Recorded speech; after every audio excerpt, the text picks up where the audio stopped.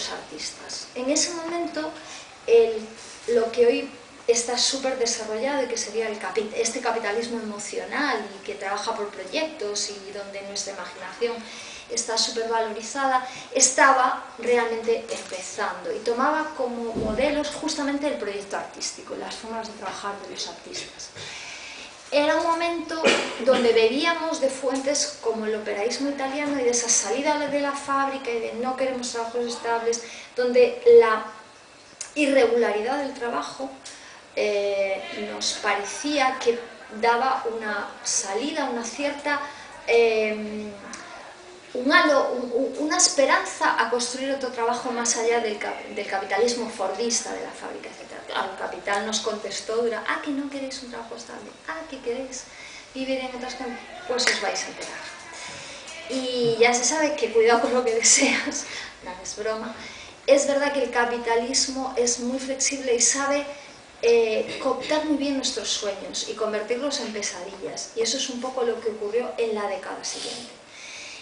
Antes hablábamos de un libro que creo que tenemos en común, que es el de Isabel Lorey, donde se habla de cómo la precariedad, yo digo al principio del texto, la precariedad era un adjetivo y se convirtió en un sustantivo. Y el comunitariado se convirtió en precariado, con todas las connotaciones de la proletarización que tenía eso. Y en el siguiente texto que me encargaron, que fue publicado en el 2010, escrito en el 2009, y que ya se llamaba como Los trabajos en los días, había una vuelta de tuerca. Las condiciones habían empeorado mucho. Era un momento donde se empezaba a vislumbrar lo que sería el 15M, empezaba ya o el principio de una rearticulación. Es verdad que estábamos muy desarticulados, pero esa esperanza de articulación política no se correspondía con una articulación en el plano de los trabajadores y trabajadoras de la cultura. No teníamos, como decíamos también antes, nuestro intermitentes del espectáculo. No teníamos esa articulación que había pasado en Francia, de la que teníamos noticias por los textos, y donde, de hecho, uno de los capítulos se llama así. Ellos alzaban una bandera que yo creo que es fundamental para entender nuestro trabajo. No puede haber cultura sin derechos sociales.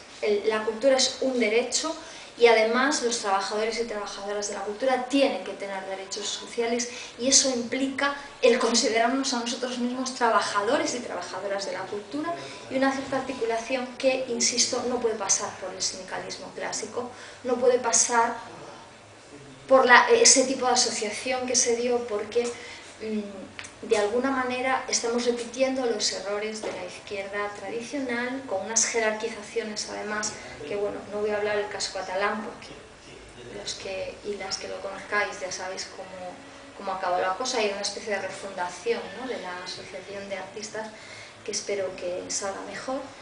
Y en todo caso, este texto que ahora, que es eso, una matriusca dentro del otro texto y que contesta al otro texto, no ha mejorado las cosas. Yo creo que han empeorado mucho. La crisis económica, antes Jesús hablaba de violencias económicas, y cómo esas violencias económicas se han incorporado, valga la expresión de corporizar, a otras formas de violencia de Estado, y además se han naturalizado de una manera muy fuerte, de forma que la precariedad, cuando hablamos de precariedad no estamos hablando de condiciones económicas, que evidentemente han empeorado, todos lo sabemos, de condiciones laborales, que también han empeorado, ¿no?, sino que estamos hablando de gobernanza, estamos hablando de vidas en las que no podemos planificar, estamos hablando de formas de vida.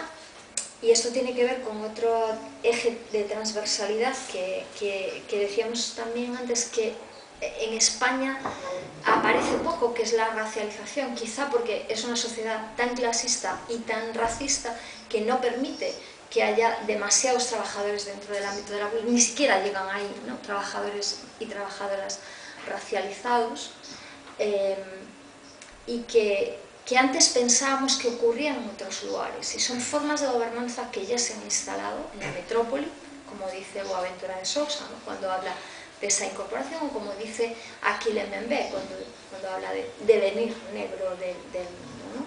Formas de precarización que a lo mejor, pues eso, en Europa es que no estábamos acostumbrados, ¿no?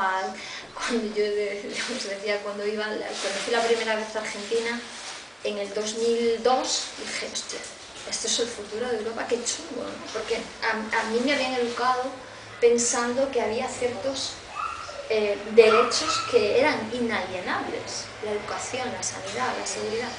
Se acabó, eso se acabó. Pero es que además hay otros derechos, como el derecho a la cultura, por ejemplo, que obviamente están absolutamente restringidos y están en una devaluación constante. Y ahí entramos en toda la época neoliberal y esa extraña mezcla de neoliberalismo con, a veces con autogestión, como el crowdfunding y todas estas cosas, ¿no? Que es una cosa que a mí siempre que está muy bien y que yo pongo mucho o todo lo que puedo de mi dinero para proyectos autónomos, pero ojo con esto, porque entonces entramos en esta cosa que le gusta tanto a los neocon, que es, ¿ves? Te lo puedes financiar tú mismo. Y eso es parte de todo este proceso de precarización. ¿Ves cómo cuando quieres también puedes trabajar sin dinero? Claro, ahora hacemos cosas con 4.000 euros, cuando 4.000 euros antes era lo que teníamos de honorarios, ahora no tenemos honorarios, ¿no?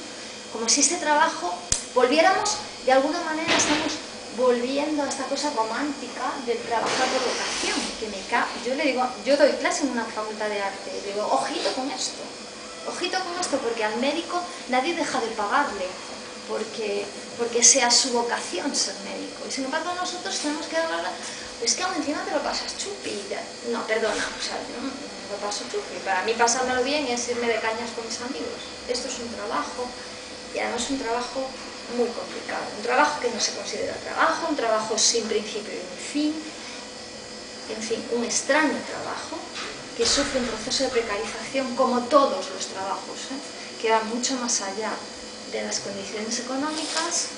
Y bueno, ya para terminar, también hablábamos antes, creo que todo esto para mí, y esto no es algo que yo me haya inventado, creo que tiene que ver con el triunfo del sujeto, de los sujetos neoliberales, con un triunfo de una forma de autonomía y de construcción del yo profundamente asesina, que es en la que se basa nuestro sistema, una forma de articulación que nos ha hecho desarticularnos políticamente para construir nuestra propia deriva vital y que en el caso del artista o del productor, la productora cultural, está completamente endiosado, completamente mistificado, y donde no hay ni cooperación ni genealogía. O sea, tú crees que lo que tiene que ser importante es tu triunfo, tú ahora, sin saber, sin tener en cuenta algo que yo también hablo mucho con mis estudiantes. Nosotros venimos de algún lugar, no somos setas, venimos de una tradición. Hay una tradición de arte y de cultura crítica, ese hilo rojo de la historia del que habla Peter Weiss. Venimos de ahí, tenemos que insertarnos en una genealogía, saber quiénes son nuestras madres, nuestros padres, nuestras abuelas, nuestros abuelos, y saber que va a continuar. Saber que lo importante no es lo que te pase a ti, sino lo importante es en qué medida tú contribuyas a ser un eslabón de una cadena, y que esa construcción es la que da sentido a nuestro trabajo. Creo que si nos volviéramos a rearticular ahí, sería un buen principio, por acabar con un poco de optimismo, sería un buen principio para articularnos, para de alguna manera resistir e incluso ir más allá de la precariedad gobernanza,